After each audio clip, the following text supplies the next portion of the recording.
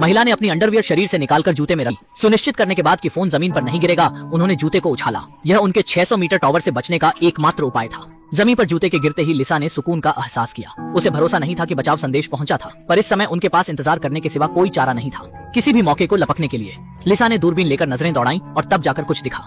Tower के नीचे एक आदमी दिखाई दिया। दोनों ने उत्साहित होकर जोर जोर से चिल्लाना शुरू कर दिया, लेकिन जिस ऊंचाई पर वे थे, आदमी उनकी आवाजें सुन ही नहीं सका। पास में खड़ा कुत्ता आवाज सुनकर हरकत में आ गया, लेकिन आदमी ने उसे डांट कर भेज दिया। आदमी को जाते हुए देखकर बैग बेचैन हो गया और जल्दी से अपने जूते उतारकर नीचे फेंका ताकि आदमी का ध्यान खींचा जा सके। सौभाग्य से जूता लोहे के फ्रेम पर टकराकर आवाज किया। आदमी रुक गया और दोनों उसे देखकर फिर से जोर जोर से चिल्लाने लगे, लेकिन आदमी ने अभी भी उनकी आवाज नहीं सुनी। उसने एक अंतिम कोशिश करने का फैसला किया।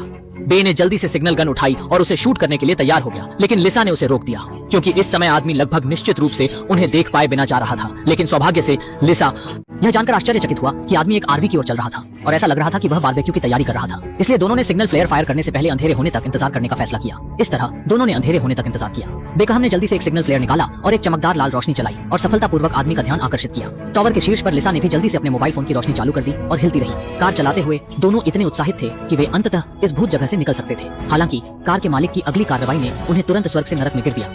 यह उन्हें मानव स्वभाव की क्रूरता को देखने देता है, क्योंकि आरवी को वास्तव में लड़की की कार मिली और फिर खिड़की तोड़ दी। क्या आप कार में बचाव उपकरण खोजना चाहते हैं? लेकिन जल्द ही उन्हें एहसास हुआ कि कुछ गलत था, क्योंकि आरवी में लोगों ने सीधे कार चुरा ली थी, लेकिन वे कुछ नहीं कर सकते थे और केवल गुस्से में चिल्ला सकते थे, जिसने उन्हें फिर से निराशा में डाल दिया। लेकिन यह कुछ भी नहीं है, क्योंकि शारीरिक सीमाओं का डर सबसे भयानक है। कीजिए।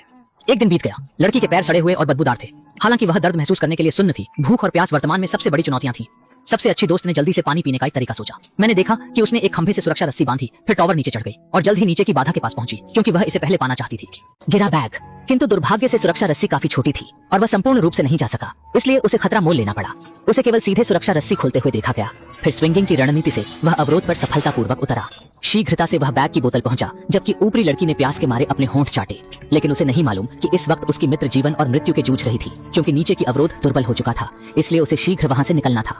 मगर कूद पड़ने के कारण अब वह सुरक्षा रस्सी को थाम नहीं सकता था। लेकिन उसे भीतर से बचने की प्रेरणा ने आपात स्थिति में बुद्धि दी। उसे बैग में सेल्फी स्टिक मिली, जिसे उसने बैग से बांधकर हाथ बढ़ाकर सुरक्षा रस्सी पर लटका दिया। एक जोरदार छलांग लगाकर उसने सेल्फी स्टिक पकड़ी। उसे यह नहीं पता कि इस कोशिश से उसकी जिंदगी खतरे में पड़ सकती थी। उसकी दृढ़ता और ऊपरी लड़की की सहायता से वे सब जल्द मिल गए। लेकिन अचंभा हुआ जब वह सीढ़ी को मजबूती से पकड़ने की कोशिश कर रहा था। सुरक्षा रस्सी अचानक छूट गई और वो तेज गति से गिरा। एक तेज चीख के साथ उसकी मित्र की आवाज धीरे धीरे शांत हो गई। जब वह शांत हुई तो उसने नीचे देखने की साहस किया। सौभाग्य से उसकी सहेली बैग से जकड़ी गई थी। अगर आपको भी फेसबुक और इंस्टाग्राम से पैसा कमाना है तो सही वीडियो पर आए हो। अब आपको पता है कि सोशल मीडिया में जितना पैसा है उतना पैसा कहीं भी नहीं। वही सिंपल ट्रिक मैं आपको बताता हूँ। देखो ये किसने कपिल शर्मा की कॉपी पेस्ट वीडियो डाली है। देखो 5 मिलियन व्यूज। नीचे देखो किसी ने ये ट्रेलर लॉन्च की क्लिप डाली है, उस पे 26 मिलियन व्यू। ये सब कॉपी पेस्ट वीडियो है भाई। सोशल मीडिया पर 1000 व्यू के 20 रुपए मिलते हैं, 10,000 पर 200। और अगर कोई वीडियो वायरल हुआ तो 1 मिलियन के 20,000 पर आप डालोगे तो कॉपीराइट आएगा। लेकिन मैं आपको ऐसी खुफिया ट्रिक बताऊंगा जिससे मैं घर बैठे लाखों कमाता हूं। अगर आपको भी सीखना है और कमाना है तो जल्दी से मेरा ये कोर्स देखो। लिमिटेड सीट्स ही बची हैं, इसीलिए जल्दी करो और लाखों कमाओ। सुअर नहीं गिरा। लड़की द्वारा दोबारा खींचने के बाद सहेली सफल रूप से उच्च टावर पर प्लेटफॉर्म पर लौटी, एक आश्चर्यजनक खबर के साथ कि बैग में ड्रोन है।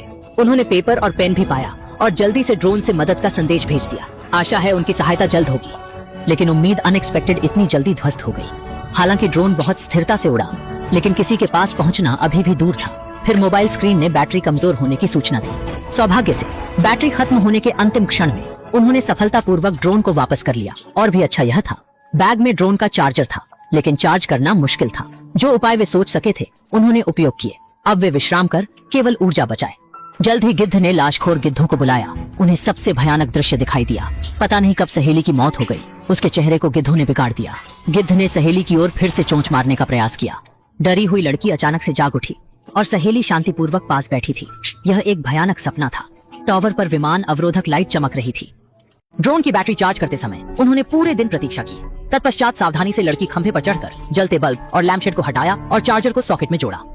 अजीब बात है कि यह हो पाया। ड्रोन ने चार्जिंग आरंभ कर दी। हालांकि शीघ्र ही उसे कुछ चुनौतियों का सामना करना पड़ा।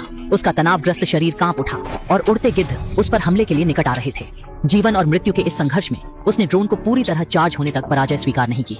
वह सुरक्षित उच्च टावर प्लेटफॉर्म पर लौट आया। सोच रहा था कि अब वे सफलतापूर्वक मदद मांग सकते हैं, लेकिन ऐसा लगता है जैसे भगवान जानबूझकर उनका मजाक कर रहे हों। ड्रोन जल्द ही आबादी वाले क्षेत्र की ओर बढ़ गया। मोटल उनकी दृष्टि में समाने वाला था, तभी अचानक एक कार आ गई और ड्रोन की स्क्रीन गायब हो गई। सौभाग्य से उन्हें ड्राइवर को कार से उतरते हुए देखा।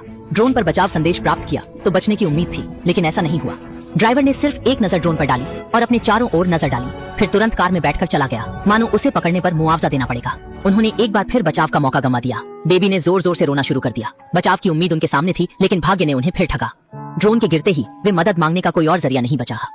उनके ऊपर मौन से बैठे गिद्ध उनका अंतिम समय होने का संकेत दे रहे थे। इस वक्त लिटिल बे पूरी तरह से निर्जलित हो चुका था। उसने हताश हो लिसा की ओर देखा, परंतु उसे लिसा के मुख पर खून दिखा। लिसा ने उसे समझाया कि वह असल में गिरने से पहले ही मर चुकी थी। उसने बैग पकड़ने का प्रयत्न नहीं किया था, बल्कि एक छोटे मंच पर गिरी और अधिक रक्तस्राव से मृत्यु हो गई थी। वर्तमान में लिसा को देखना केवल लिटिल बे का भ्रांति था, क्योंकि वह इस सच्चाई का सामना करने के लिए तैयार नहीं था। होश आते ही लिटिल बे टूट पड़ा। अब उसे न केवल विभिन्न खतरों का सामना करना था, बल्कि अकेलेपन की गहराई को भी सहना था। जैसे ही सूरज फिर से उगा, लिटिल बे ने पोल का सहारा लेकर मृत्यु की प्रतीक्षा की। खून की गंध के कारण गिद्ध उसके पास आ गया, और जब उसने देखा कि लिटिल बे बिल्कुल भी नहीं हिला, तो उसने उसके घावों को चोंच मारनी शुरू कर दी। इस तीव्र दर्द ने लिटिल बे को होश में ला दिया। फिर उसने गिद्ध को पकड़कर पूरी ताकत से जमीन पर पटक दिया। जब तक गिद्ध मर नहीं गया, तब तक उसने उसे दबोचे रखा। लिटिल बे ने उल्टी का सामना करते हुए गिद्ध को अपनी ऊर्जा बनाया। नया जीवन पाने के बाद लिटिल बे अब पास नहीं बैठा रहा। उसने सुरक्षा रस्सी को सीढ़ी पर बांध दिया और रस्सी के सहारे नीचे उतरा। छोटे मंच के पास आने पर लिटिल बे ने सुरक्षा रस्सी उतार दी और मंच पर कूद गया। फिर अपनी कमर से मोबाइल फोन निकालकर मदद का संदेश भेजा और इसे लिसा के जूते में रख दिया। फिर जूते को लिसा के शरीर के अंदर ठूंस दिया। लिसा के शरीर की सुरक्षा के साथ फोन बच गया। यह नहीं टूटेगा और आपात संदेश भेजा जा सकता है।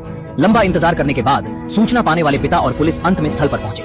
उत्तेजना का पीछा करते हुए दोनों ने मोटी कीमत अदा की। बेकम को बचा लिया गया, पर लिसा हमेशा यहाँ रही।